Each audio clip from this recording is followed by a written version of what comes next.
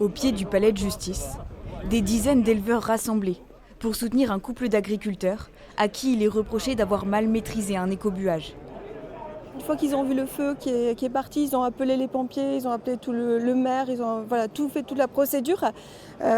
Donc on espère être entendu, on espère être compris, on espère qu'il y ait des choses qui soient mises en place derrière pour nous accompagner, nous aider et que ça ne se reproduise plus en tout cas.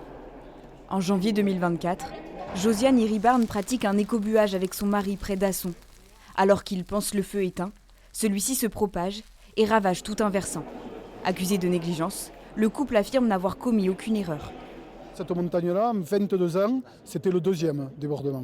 On en a eu un en 2014 et un 10 ans après, en 2024. On fait en sorte qu'il n'y en ait pas, mais on travaille avec du vivant, avec la nature.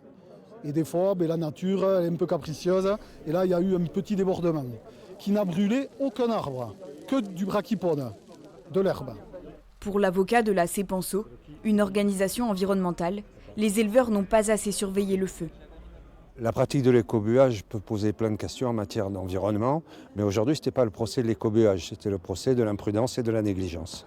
35 hectares, c'est pas un jardinet, ont été atteints et c'est du Natura 2000, c'est des zones sensibles avec des espèces protégées et c'est notre patrimoine et notre environnement à tous. En sortant de l'audience, le couple a reçu un fort soutien des éleveurs. Le délibéré sera rendu le 31 mars.